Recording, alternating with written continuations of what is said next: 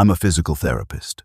My entire job is noticing when a body moves wrong, a knee that tracks 2 degrees off center, a shoulder that compensates when it shouldn't. I'm trained to see wrongness in the human body.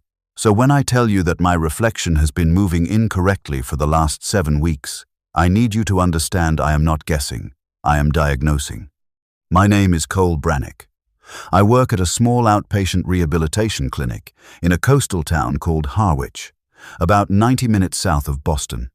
The clinic is in a converted Victorian crown molding in the treatment rooms, a fireplace that hasn't worked since before I started, a parking lot that fits 6 cars if everyone cooperates. I've been there 8 years. I know the creak of the 3rd stair, the draft from the window in room B, the particular shade of yellow the hallway turns when the afternoon light comes through the front door. I know the building the way you know anything you've spent a third of your waking life inside. My patients are mostly older adults, joint replacements, falls, strokes, some younger ones, athletes, construction workers, car accidents. The work is physical, repetitive, and requires a kind of sustained observation that most people don't realize exists. You watch a person walk across a room, and in those 6 seconds you are cataloging 100 data points: foot strike angle, knee tracking, hip rotation, trunk sway, arm swing symmetry, head position, timing between left and right stance phase. You don't think about it.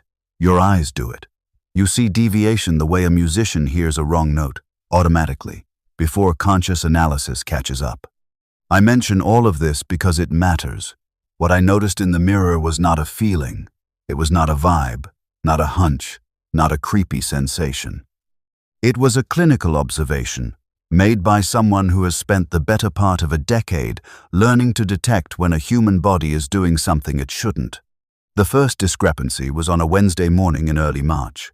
I was brushing my teeth, standing at the bathroom sink the way I had every morning for 14 years, and I glanced at the mirror and my hair was parted on the wrong side. That sounds like nothing. It sounds like the kind of thing you'd notice for half a second and then dismiss, because mirrors, reverse images, and hair parts always look flipped in a reflection. I know that. Everyone knows that. But the part didn't look reversed. It looked different, as if the reflection had independently chosen to part its hair on the other side for its own reason, not because optics required it. I stopped brushing. I reached up and touched my hair. My right hand went to the right side of my head and felt the part where it had been for 17 years, ever since a barber told me my cowlick sat better that way. In the mirror, the hand went to the correct reflected position. Everything tracked. The timing was precise. There was no delay, no independent motion. It was a normal reflection, doing normal reflection things. But the hair looked wrong. I finished brushing. I drove to work. By the time I reached the clinic, I had filed the observation under bad lighting and forgotten it. The bathroom light is a single fixture above the mirror, slightly off-center. I've always meant to fix it. The shadow it casts has always been uneven. That was sufficient explanation. I didn't think about it again for 3 days. The second discrepancy was Saturday night. I was washing a pan in the kitchen sink. There's a window above the sink, and when the kitchen light is on after dark, the glass becomes a mirror. I looked up and saw myself. I was wearing a gray t-shirt with a small coffee stain near the left collar, a mark I had never successfully removed. In the reflection, the stain was absent. Not on the opposite side, not hidden by angle, gone. The collar was clean. Same shirt, same color, same fit, same pilling on the hem, but the glass had edited out the stain. I pulled the collar forward and looked down. The stain was there. I looked at the window. Clean collar. I turned off the kitchen light. The window became a window. I turned the light back on. Clean collar. Kitchen windows are not precision mirrors. The resolution is low. A small stain on a gray shirt could easily be invisible in a dark glass reflection. That explanation was reasonable, rational, and correct. I accepted it. But something in the back of my clinical brain made a note. 2 observations, 2 discrepancies. Same direction both times. The reflection was cleaner than the original. Over the next 2 weeks, I started checking. Not obsessively. I didn't stand in front of mirrors for hours. But when I passed a reflective surface, I paused. I compared. I did what I do with patients I assessed. The bathroom mirror showed my face with the scar on my chin from a bike accident when I was 12. The scar was there, but it was shorter. I have measured scars professionally. I can estimate a 1/4 centimeter by sight. This scar was at least 3 millimeters shorter in the reflection than on my face. The hallway mirror showed my posture. I carry my left shoulder roughly a centimeter higher than my right, an old compensatory pattern from years of favoring one side during college athletics. In the hallway mirror, the asymmetry was reduced. Not gone, reduced. The shoulder was maybe 2 or 3 millimeters closer to level. The rearview mirror in my car showed my right eye. I have a cluster of broken capillaries in the sclera, nothing medical, just a cosmetic thing I've had since my late 20s. In the rearview, the white of the eye was clean. No capillaries. Each discrepancy was small. Each had a plausible explanation: lighting, angle, glass quality, distance, memory error. I'm a physical therapist, not an optical physicist. I don't know the manufacturing tolerances of household mirrors. Every individual observation could be dismissed. But the pattern couldn't. Every single discrepancy went in the same direction. The reflection was cleaner, smoother, more symmetrical. Never worse, never distorted, never randomly different. Specifically improved. As if someone were working through a photograph of me in editing software, cleaning up imperfections one layer at a time, starting with the smallest and most obscure details and working outward. The word that kept arriving in my head, even though I didn't want it there, was times corrected. I told my friend Owen about it. Owen teaches high school biology. He has the kind of practical intelligence that makes him useful when you're worried you might be losing your grip on reality. "You're pattern matching against noise," he said. We were at a bar near the harbor. He was on his second beer. I hadn't touched mine. Mirrors aren't perfect. Glass has distortions. Lighting changes how things look. You're a PT, you spend all day looking for tiny physical deviations. Your brain is doing the same thing to your reflection because that's what your brain is trained to do. Every deviation is in the same direction. Every single one. The reflection is always better. That's confirmation bias. You notice the ones that fit your theory and ignore the ones that don't. There are no ones that don't. Because you're not looking for them. Look, take a photo of yourself and compare it to the mirror. If the photo matches the mirror, you're wrong. If the photo matches your face and not the mirror, then you've got something. I did exactly that the next morning. I stood in the bathroom, took a photograph with my phone's front camera, and compared it to the mirror. The photograph showed my face accurately. Every scar, every mark, every capillary, every asymmetry. The phone camera captured me exactly as I was. The mirror didn't. In the photograph, chin scar, full length, slightly raised, pinkish.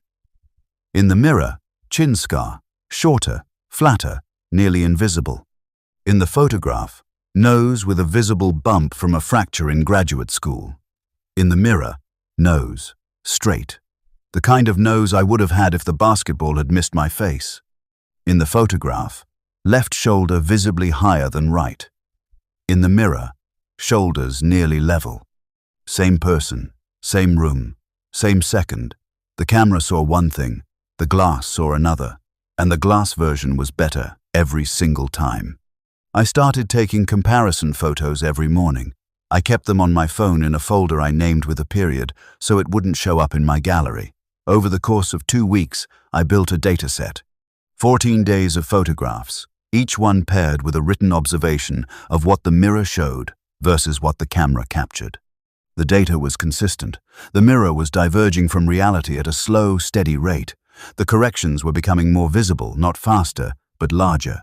The scar was shorter on day 1. By day 10, it was barely a line. By day 14, if I stood 4 feet from the mirror, I couldn't see it at all. The nose bump had flattened to nothing. The shoulder asymmetry was gone. The capillaries in my eye had vanished. And on day 14, a new discrepancy appeared. The reflection's skin was different. Not dramatically, not airbrushed or plastic-looking, just smoother. The fine lines around my eyes, the ones that had arrived sometime after 30 and had been deepening every year since, were reduced, not erased, softened. The reflection looked like me on a very good day. After a full night's sleep and a week of clean eating and proper hydration, the reflection looked like the best possible version of what my face could produce. But I hadn't slept well in months. Not since June. Not since my wife died. I need to talk about Rachel now, because the story changes here, and it changes because of her. Rachel was a landscape architect. She designed public parks and waterfront paths, the green spaces that towns invest in when they have the budget and the optimism. She was specific about her work in a way I found beautiful. She could talk about drainage, slope grades, and root behavior patterns of native grasses with such precision that everything she described sounded urgent and important. We married when I was 28. She died in June of the previous year. A car accident on Route 28. Clear afternoon, no other vehicle, no phone in her hand, no mechanical failure. She drifted across the center line and struck a utility pole, and that was it. She was 33. There was no explanation. After she died, I did what people do. I kept working. I ate meals I didn't taste. I accepted casseroles. I sat in a house that was designed for 2 people and contained 1. And I preserved everything. Her jacket stayed on the hook by the front door. Her reading glasses stayed on the nightstand.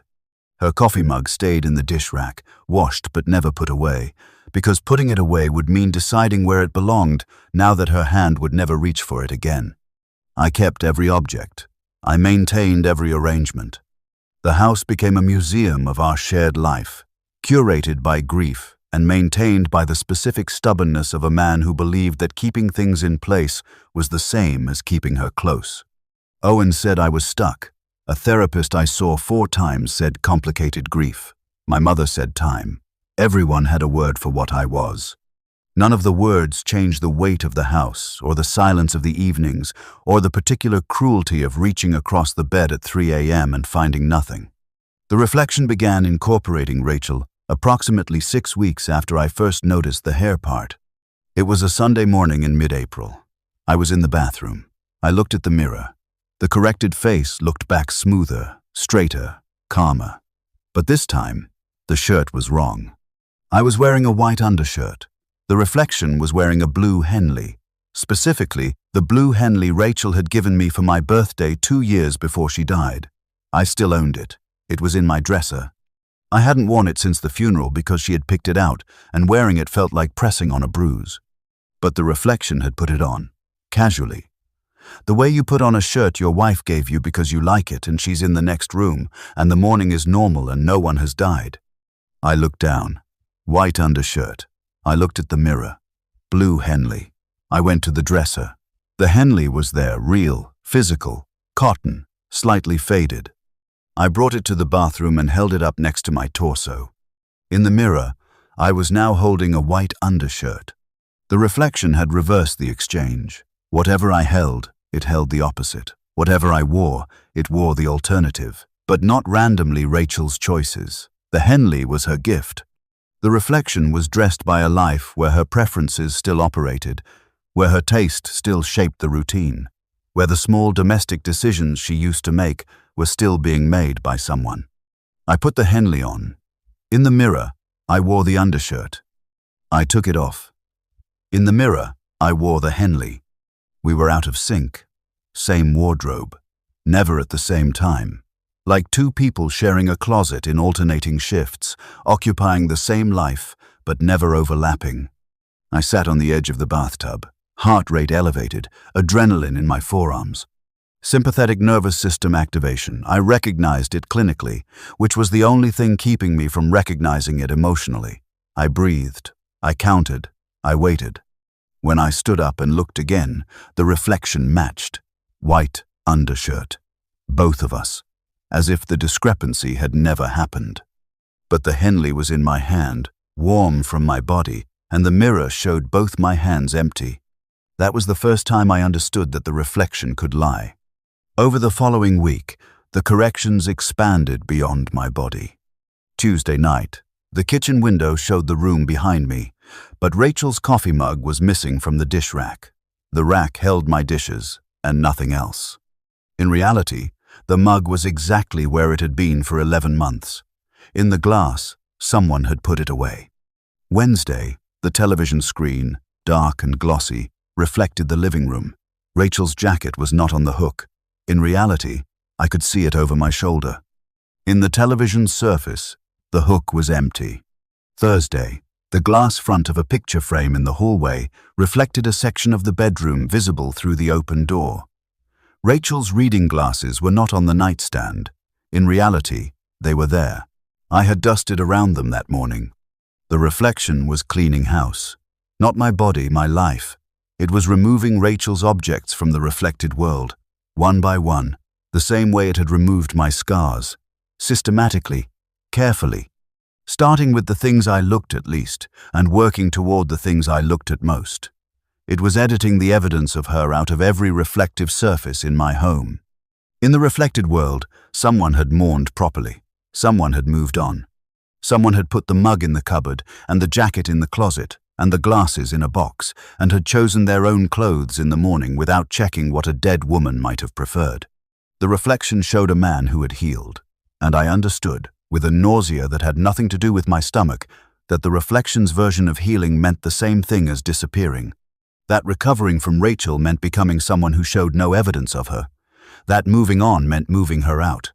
I began covering surfaces.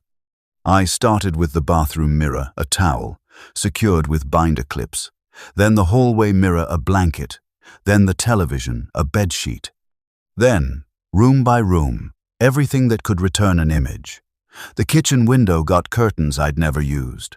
The microwave got shelf liner. The oven door, the toaster, the chrome faucet handles, the glass in picture frames all covered. The house looked insane, padded, muffled, like the interior of a space designed to prevent someone from seeing themselves. But it worked.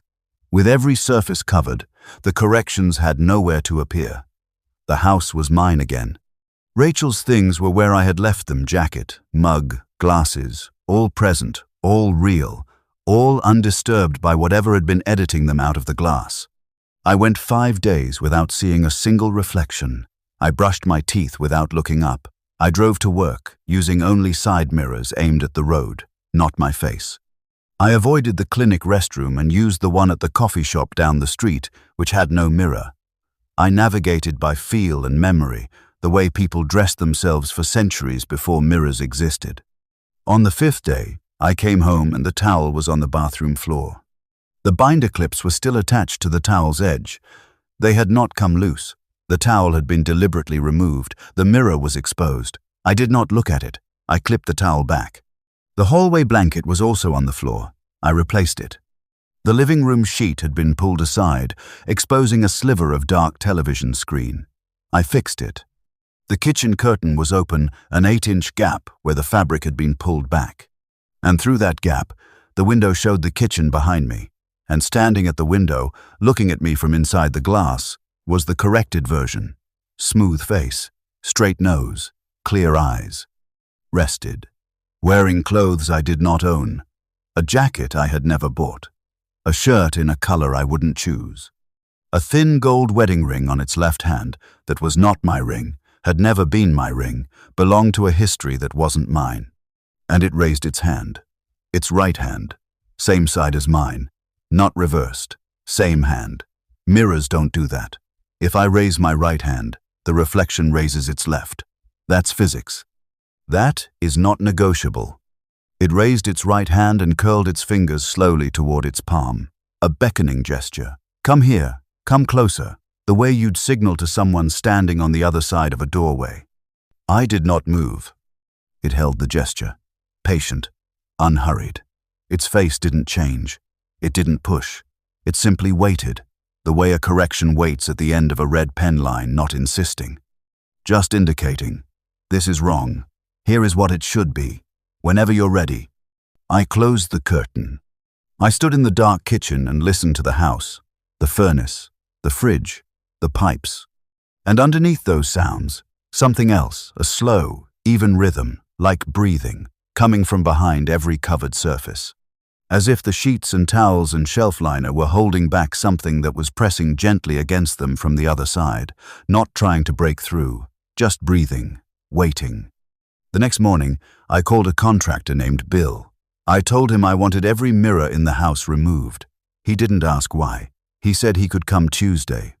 He came, removed the bathroom mirror, the hallway mirror, patched the walls, left. I paid him in cash. That night, I sat in the bathroom where the mirror had been.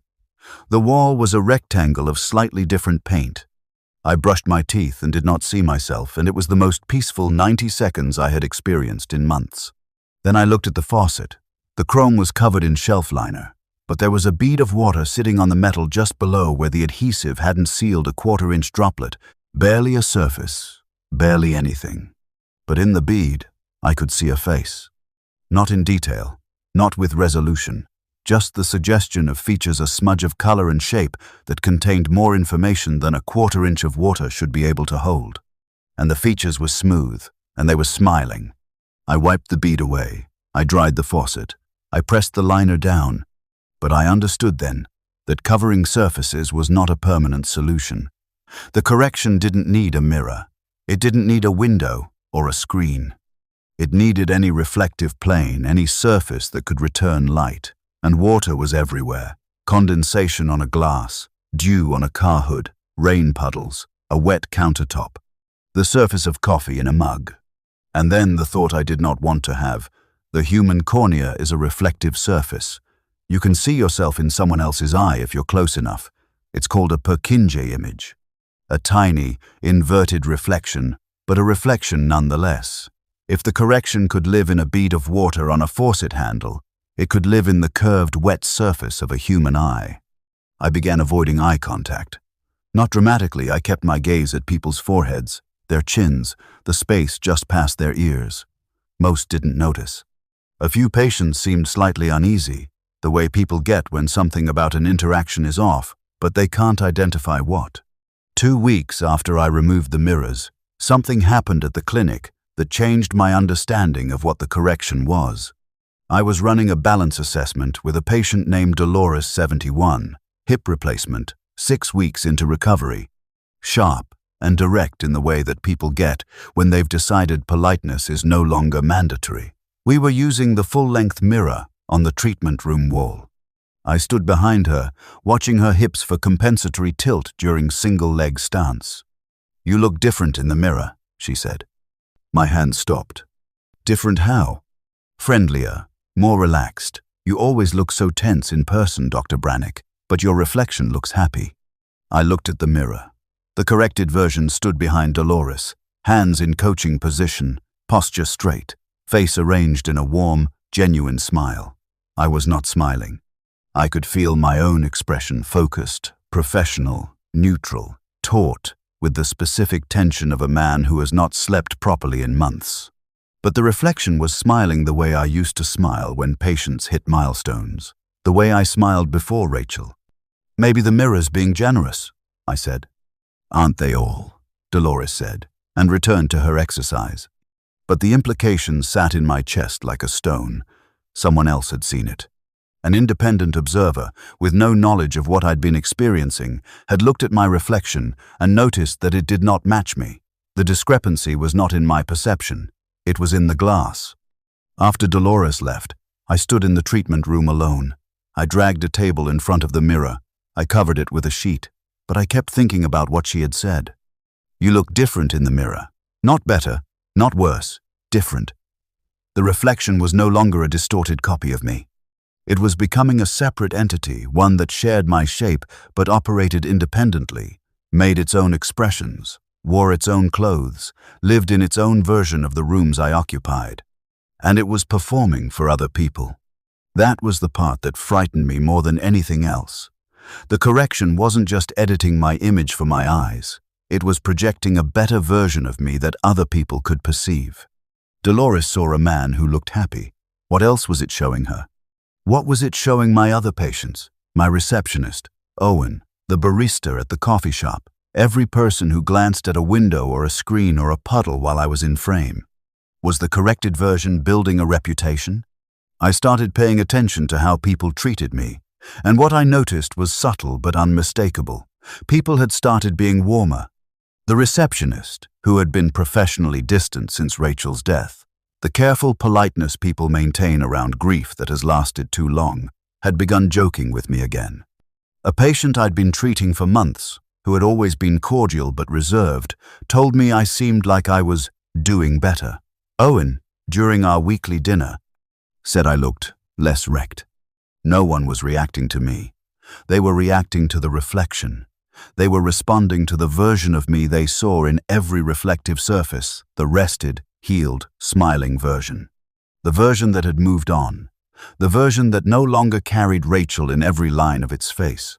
And because people see reflections of each other constantly, in windows, in screens, in glasses, in passing puddles, the correction was shaping their perception of me more effectively than my actual face was. The corrected version was replacing me socially, not by stepping out of the glass, by making everyone believe I was already what it showed. 3 nights later, I had the first dream. I was standing in the bathroom. The mirror was back on the wall, the mirror Bill had removed, restored to its original position, as if it had never been taken down. My reflection stood opposite me. The corrected version, smooth, rested, unmarked. But this time, it was wearing something I recognized, a blue Henley, and behind it, in the reflected bathroom doorway, a woman was standing. Rachel. Not clearly, not like a photograph. More like a memory caught in peripheral vision, the shape of her, the way she stood, slightly forward on her toes, her weight in that particular distribution that I would recognize from 100 yards away. She was in the mirror, behind the corrected version of me, as if she lived in the reflected house and was simply going about her evening. The corrected version looked at me. It raised its right hand same side, no reversal, and touched the glass from the other side. Its expression was calm, not smiling this time. Something more complicated, something like an offer. And then the reflection spoke. Not with sound, its lips didn't move. But I understood it the way you understand someone in a dream, through direct transmission, bypassing language. You can come here. I woke up at 3:14 a.m. The bedroom was dark. I was alone. The wall where the mirror had been was bare, but the window I had forgotten to close the curtain on the bedroom window. The glass showed the room, dim and blue in the ambient light, and standing in the reflected room, next to the reflected bed, was the corrected version, looking down at me, its hand resting on the reflected mattress near where Rachel used to sleep. I lunged for the curtain and pulled it shut. My hands were shaking. My heart was slamming against my ribs. I sat on the floor with my back against the wall beneath the window, and I pressed my palms against my eyes, and I counted my breathing, the way I teach patients to count theirs when the pain gets too loud. It had been in my bedroom, standing over me, watching me sleep from behind a pane of glass that I had been too tired to cover, and it had touched the bed. Not my side, her side. It was using Rachel to pull me in. I couldn't sleep after that. I sat in the living room with every surface covered and every light off, and I thought about what I knew. The correction appeared in any reflective surface. It could not cross into the physical world. I had never seen it outside of glass or water or chrome. It could not make sound. It could not touch anything on my side, but it could be seen by other people, and it was influencing how they perceived me. It was building a better version, healthier, happier, unburdened, and that version was becoming the dominant image people associated with my face. It could show me Rachel. Whether that was truly Rachel somehow preserved in the reflective surfaces of a house full of her objects, or a fabrication, a lure constructed from grief and memory, I didn't know. And it wanted me to come to it, not through the glass. I didn't think it wanted me to literally walk through a mirror. I thought it wanted convergence. It wanted me to become the corrected version, to heal, to recover, to remove the scars and the grief and the preserved objects, and become the smooth, rested, ring-wearing man in the glass. And if I did that, the gap between us would close, the reflection would match, the correction would be complete. But complete for whom? If I became the corrected version, what happened to the version that carried Rachel? What happened to the scar from the bike at 12, the bump from the basketball at 24, the torn ACL at 20, the coffee stain from last March, the weight of 11 months of sleeping alone? Every mark was evidence. Every imperfection was proof that my life had happened, that Rachel had happened. The correction offered healing, but healing and erasure were the same operation. To recover fully was to lose the proof. To become the better version was to become someone who had never been wounded. And someone who had never been wounded was someone who had never been loved in the way that leaves marks. The correction was asking me to trade my history for my health. I refused. Not rationally, I knew Owen would call it self-destructive, and the therapist would call it avoidance, and my mother would call it stubbornness. But I refused with the deep, gut-level certainty of a man who has lost the most important thing in his life and has been offered a clean replacement and understands that the replacement is not a gift. It is a transaction, and the price is the only thing he has left. So I did the opposite of what the correction wanted. I stopped healing. I stopped sleeping on purpose, stayed up until my body quit. I stopped maintaining the stretching routine I'd followed since ACL surgery, and let the old compensatory patterns return. The limp came back, the shoulder hike, the guarding of the left knee. I picked at the scar on my chin until it bled and rescabbed, longer and rougher than before. I wore the same clothes for days. I let the house get dirty. I let the dishes pile, and the mail stack, and the coffee sit in the mug until a film formed on the surface. I made myself worse. I did this for 3 weeks, and after the second week, something changed. Not in me, in the reflection. I checked, once, in a rain puddle in the clinic parking lot. The corrected version was there, but it was different. The smile was gone. The smooth skin looked strained. The posture was still straight, but held with visible effort, the way a person stands when they are trying to maintain composure and failing. The corrected version looked like someone watching a patient refuse treatment, frustrated, concerned, unable to intervene. The gap between us had grown. The correction was struggling to bridge it. The further I deteriorated, the more dramatic the difference became, and the more energy the correction seemed to require to maintain itself. By the third week, I checked again in the window of a parked car, briefly, at an angle. The corrected version was still there, but it was flickering. Not visually, I don't mean it was blinking in and out. I mean its features were unstable. The smooth skin would hold for a moment, then ripple, like a digital image buffering. The straight nose would flicker back to the bump for a half second, then correct itself. The wedding ring appeared and disappeared. The clothes shifted Henley, then my actual shirt, then Henley again. It was losing coherence. The distance between what I was and what it was trying to project had become too great to sustain cleanly. It was burning out. I felt a grim satisfaction that lasted about 4 seconds before it was replaced by something worse. Because as the corrected version flickered, I caught a glimpse of what was behind it. Not Rachel. Not the reflected room. Something else. A space that had been hidden behind the correction the entire time, a depth behind the glass that had nothing to do with the room it was supposedly reflecting. It was dark. Not black dark, the way deep water is dark, where you know there is volume and distance but no light reaches far enough to confirm it. And in that darkness, there were shapes, not moving, not clearly defined, just present. Dense clusters of something that occupied the space behind every reflective surface I had ever looked into, pressed against the back of the correction, like faces against a window. The correction wasn't just editing my reflection. It was covering something. It was a mask, a smooth, attractive, carefully constructed mask stretched over the actual surface of what lived on the other side of every mirror and window and puddle and wet eye in the world. The better version of me wasn't a lure. It was a screen, and it existed because whatever was behind it was something that a person could not look at and remain the person they had been before. The corrected version wasn't trying to replace me, it was trying to protect me. I stopped deteriorating, not out of self-care. Out of the sudden, ice-water understanding that the correction was the only thing between me and whatever occupied the space behind reflective surfaces, and I was systematically destroying it. I went home. I showered. I ate. I slept 6 hours for the first time in weeks. The next morning, I looked at the faucet, just a glimpse.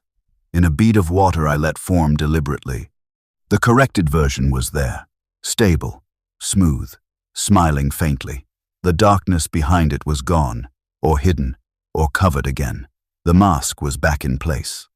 I exhaled, but I couldn't unsee what I had seen, and the knowledge restructured everything I thought I understood. The correction was not the threat. The correction was the defense. Every person's reflection, not just mine, everyone's contained a version that was slightly idealized, slightly smoother, slightly better. That was what reflections had always been. Not because of glass distortion or lighting or vanity, because something on the other side of every reflective surface needed to be concealed, and the only effective concealment was an image attractive enough that people would look at it instead of looking past it. Every mirror in the world was a mask, and I had spent 3 weeks tearing mine apart. I went back to the clinic. I treated patients. I looked at the mirror in the treatment room, uncovered it myself, hung it back on the wall. The corrected version was there, behind me, standing where I stood, doing what I did, smiling when I smiled, not smiling when I didn't. The scar was shorter. The nose was straighter. The small imperfections of my body were softened and reduced, the way they had been from the beginning. I let them be. I began putting Rachel's things away. Not all at once, not on a schedule. I started with the coffee mug. I picked it up from the dish rack and held it the way she held it, both hands, fingers around the ceramic, thumbs on the rim, and then I opened the cupboard and set it on the 3rd shelf, left side, next to the glasses, where she would have put it herself. The jacket went into the closet a few days later, folded her way, hung on a hanger, door closed.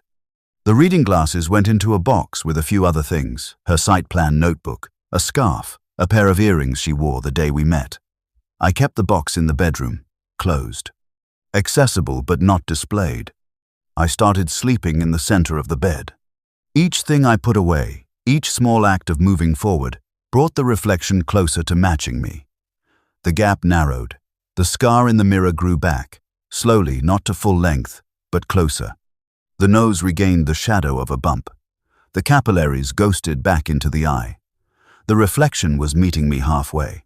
I was healing imperfectly, and it was correcting less, and we were approaching each other from opposite directions. I still don't use the bathroom mirror. Bill never replaced it, and I never asked. The treatment room mirror is back. I can look at it during sessions without flinching. The reflection is there, slightly better than me, slightly smoother. The permanent soft filter that I now understand is not vanity but architecture, a wall between this side and the other side. Owen asked me, a few weeks ago, if I was doing better. I said I was managing. He said I looked almost like myself again. I didn't tell him which version of myself he was seeing. I still avoid staring into my own eyes in any reflective surface. Not because of the correction, because of what I saw behind it, the dark, the depth, the dense shapes pressed against the back of the glass. I saw it once, and once was education enough. The correction keeps it covered. The correction keeps all of us covered. And the price of that coverage is that we never see ourselves exactly as we are. We see the version the mirror thinks we can handle. I check the gap sometimes. I take a photograph and compare it to a reflection. The photograph is always accurate, scars, bumps, marks, all present. The reflection is always slightly better. The gap is small now. A few millimeters of scar, a degree or two of shoulder height, the faintest smoothing around the eyes. I can live with that distance. I can walk past a window and see a slightly kinder version of myself and understand that the kindness is a wall, and the wall is necessary, and what it hides is not my business. Rachel's mug is in the cupboard. Her jacket is in the closet. Her rings are in a ceramic dish on the dresser next to mine, both of ours, together, where I can see them, or not, depending on the day. There is one last thing. On the night I put the mug away, the first night I slept in the center of the bed, I had a dream. I was in the bathroom, and the mirror was back, and the reflection was me. Not the corrected version, just me. Full scar, bumped nose, tired eyes, asymmetric shoulders, every mark in place. And behind me, in the reflected doorway, Rachel stood the way she always stood, forward on her toes, weight in that specific distribution, waiting for me to finish so we could go to bed. The reflection reached up and touched its chin, touched the scar, and Rachel, in the doorway, nodded once. When I woke up, the bedroom window was uncovered. I had forgotten to close the curtain again. The glass showed the room in the pale pre-dawn light, and my reflection sat up in bed the way I sat up in bed, and the correction was so thin I could barely tell the difference between us. And behind me, in the reflected room, there was nothing. Just the room, just the bed, just the walls, and the ceiling, and the door. But the door was closed.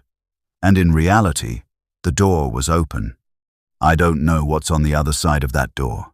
The reflected door, the one that was closed when the real one was open. I don't know what room it leads to in the version of my house that exists on the other side of the glass. I don't know if Rachel is in that room. I don't know if what I saw in the dream was a memory, or a message, or a lure so sophisticated that it used my own grief as bait and my own love as the hook. I know that I cannot open a reflected door. I know that whatever is behind the glass is behind the glass for a reason. I know that the correction exists to keep me from looking too closely. And I know that I have looked too closely. And I know that some knowledge cannot be unfound.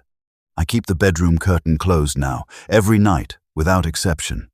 But some mornings, when I wake up, the curtain is open, just a crack, just enough to show the glass. And in the glass, the reflected bedroom door is closed. And once, only once, I thought I heard a knock from the other side of it. 2 soft knocks, the way Rachel used to knock on the bathroom door when I'd been in there too long. I didn't answer. I don't know if that was the right choice. I don't know if any of my choices have been the right ones. I know that my reflection is close to matching me again, and the gap is manageable, and the correction holds, and the mask stays in place. And I know that somewhere behind every mirror in this house, there is a door that is closed when it should be open, and something is waiting on the other side of it. And it knocks sometimes, and it sounds like the person I loved most in the world. And I do not answer, and I do not answer. And every morning the curtain is open a little wider than the night before.